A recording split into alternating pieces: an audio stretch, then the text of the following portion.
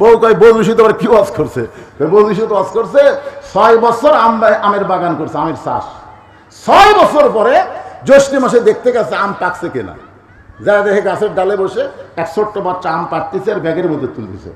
বাগানের মালিক কয় আমি খাইনি, আমার পরিবারের কেউ খায় নাই, আর তুই আমার গাছে আম পাড়তেছিস, তোর বাপকে যে বিচার দেবো রে, এই তোর বাপক যা বিচার দেবো। ছেলে খালি মুসকে মুসকে হাসে। বাগানের মালিক বলে হাসিস কেন? বলে আমার বাপক কোথায় গিয়ে বিচার দেবেন, আমার বাবাও তো আরেক গাছে চড়ছে। তখন চাই দেখর বাপ খালি আম পাড়ের বস্তা ভরায়, গাছের নিচে বসে কান্দে, বলে আল্লাহ বিচার দিব কার কাছে? বেটা অসুর, বাপু অসুর।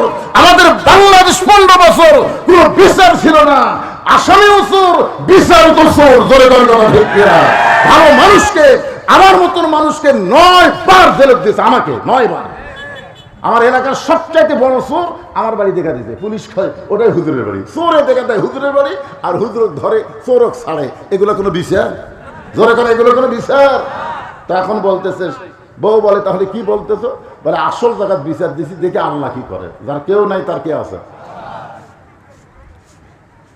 যে বেটা হুমকি মারছে আগামীকাল সকাল 10টায় তোকে সাইজ করবো, ওর বউ গোসলখানায়, টাইসের গোসলখানা, বাথরুম, ওর প্যান্ট শার্ট পরিষ্কার করছে, কিন্তু প্যান্ট শার্ট পরিষ্কার করে কি হবে?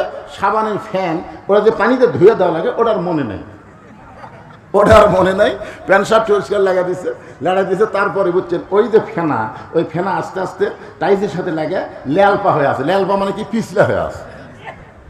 তো এখন রাত 9টার সময় যে বেটা হুমকি মারছে আগামীকাল সকাল 10টায় তো সাইজ করবো, ওই 50 স্যান্ডেলের পাওয়ার দিয়ে পেশাব করবার কাছে, যে স্যান্ডেলের তলা সমান। ধরে কারণ কি সমান? তলা সমান স্যান্ডেল পাওয়ার দিয়ে কেবল ওই পিছলার উপর 2 পাও একবারে শটান হয়ে পড়ছে। ও মারা বাবারকে চিল্লা উঠছে। বউ দৌড়ে এসে দেখে স্বামী পড়ে আছে, কিন্তু হুঁশ নাই, চোখে মুখে পানি দিছে। একটা কথা বলতেছে, আমার মাজা নাই। তোর এখন কি নাই? বউ অ্যাম্বুলেন্সে মোবাইল করছে, বগুড়া শহীদ মেডিকেল কলেজ থেকে রাত 11টার সময় অ্যাম্বুলেন্স ঢুকতেছে। এখন স্বামী বের হচ্ছে, বউ কয় কোথায় যাবা? বলে আমাদের গ্রামে অ্যাম্বুলেন্স ঢুকলো, দেখি তো কার কি হয়েছে। তোমার মনে নাই আগামীকাল সকাল 10টায় তোমাকে সাইজ করবি? আরে পাগলি, সকাল 10টা হতো অনেক বাকি, এখন তো রাত 11টা। রাত 11টার সময় বাড়ি হয়ে দেখে যেই বেটা হুমকি মারছে ওরই বাড়ির দরজায় অ্যাম্বুলেন্স। আস্তে আস্তে লোকটা অ্যাম্বুলেন্সের কাছে এসে দেখে পিছন দিক থেকে তক্তার উপরে একটা মানুষকে ভিতরে ঢুকাইতেছে, তক্তার উপরে এরকম অ্যাম্বুলেন্সে ঢুকাই। ও জানলার কাছে গিয়ে বলতে, ভাইজান সকাল 10টা বাজতে অনেক বাকি, আপনার খবর কি? বলে তাবারাকাল্লাযী বিয়াদিহিল মুলক ওয়া হুয়া আলা কুল্লি শাইইন কাদির। সমস্ত ক্ষমতার মালিককে।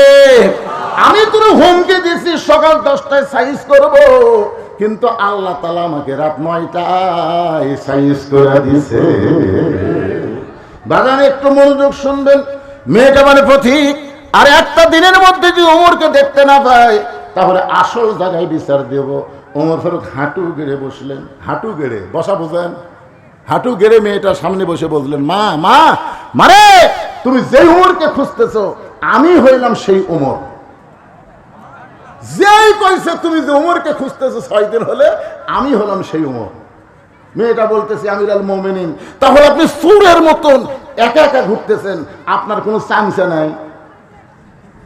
চামচা বোঝেন? চামচা কোন এমপি যদি আসে এলাকায়, এমপি কে একলা আসে? একলা আসে?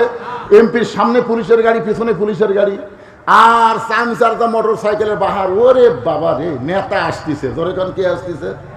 আপনি হলেন অর্ধ জাহানের খলিফা, আপনি চোরের মতন একা একা ঘুরতেছেন, আপনার কি কোনো চামচা নাই? ওমর ফারুক চোখের পানি বের করে বলতেছে, মা চামচা পাল্টে গেলে যে টাকা লাগে সেই টাকা তো আমার নাই। আপনারা বলেন তো, ওমর ফারুকের হাতে খুব টাকা ছিল নাকি? একদিন জুমার দিন হযরত ওমর মসজিদের মেম্বরে দাঁড়িয়ে খুতবা দিচ্ছেন। খুতবা দেওয়ার সময় মাঝখান থেকে একজন সাহাবী দাঁড়িয়ে বলে, আমিরুল মুমিনিন, আপনার খুতবা আমরা শুনবো না। ওমর ফারুক বললেন, আমার অপরাধ। বলে, আপনার অপরাধ হলো আপনি লম্বা জুব্বা গায়ে দিয়ে খুতবা দিচ্ছেন, আর আমাদেরকে খাটো পাঞ্জাবি দিলেন। আমাদেরকে খাটো পাঞ্জাবি দিয়ে আপনি লম্বা জুব্বা কেমনে পাইলেন? যতক্ষণ আপনি না বলবেন ততক্ষণ আপনার খুতবা আমরা শুনবো না। ওমরের চোখ দিয়ে দরদর করে পানি পড়তেছে, চোখ দিয়ে দরদর করে পানি পড়তেছে, বুকটা মুচকি মুচকি হাসতেছে। চোখ দিয়ে পানি পড়ার কারণ হলো আল্লাহর কোরআন যখন দুনিয়াতে চালু থাকবে, ওমর ফারুক যদি একটা ভুল করে একটা সাধারণ মুসল্লি পর্যন্ত লোকমা দিবার পারবে। মসজিদের মধ্যে আইন চলতেছে কার? আরো করে বলেন। ইমাম আসরের 4 রাকাত নামাজে 2 রাকাত পর বসে গেছে, আবার 3 রাকাতে বসে গেছে। আপনার বলেন তো আসরের 4 রাকাত নামাজে কয়বার বসা লাগবে? 2 বার বসা লাগবে। একবার হলো 2 রাকাত, একবার হলো 4 রাকাত। কিন্তু ইমাম সাহেব 2 রাকাত এক বৈঠক দিল, আবার 3 রাকাতে যেই বসিছে একজন ভ্যানালা 4 নম্বর কাতারে আছে। কে রে? আসরে 2 বৈঠক, 2 রাকাত আর 4 রাকাত। হুজুর যে 3 রাকাতে বসলো, সামনে কাতারের মুসল্লিকের খেয়াল নাই, মনে করতেছে হুজুর তো আমরাও তাই।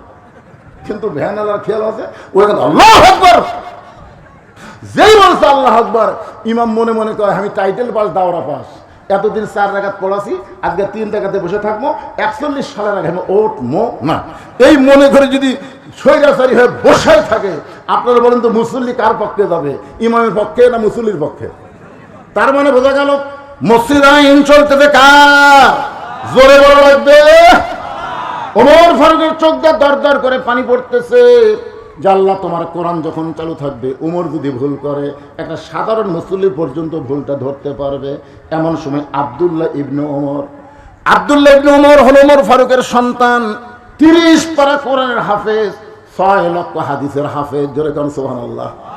বাপের পাশে দাঁড়ায় বলতেছে, রে নবীর সাহাবীরা, আমার বাবা লম্বা জুব্বা পরেছে বলে তোমরা লোকমা দিয়া আমার বাবার খুতবা বন্ধ করে খাটো পাঞ্জাবি হলো আজকে জুমার দিনে নতুন কাপড় পরে নামাজ পড়তে আইছো, কিন্তু আমার দিকে তাকায় দেখো তো আমার পরনে কি নতুন কাপড় আছে? ওসমান গনি বলতেছে, আব্দুল্লাহ আজকে জুমার দিনে নতুন কাপড় না পরে তুমি পুরাতন কাপড় কেন পরেছো? আব্দুল্লাহ বলতেছে, আমি যদি আজকে নতুন কাপড় পরতাম তাহলে আমার বাবার জুব্বা লম্বা হতো না।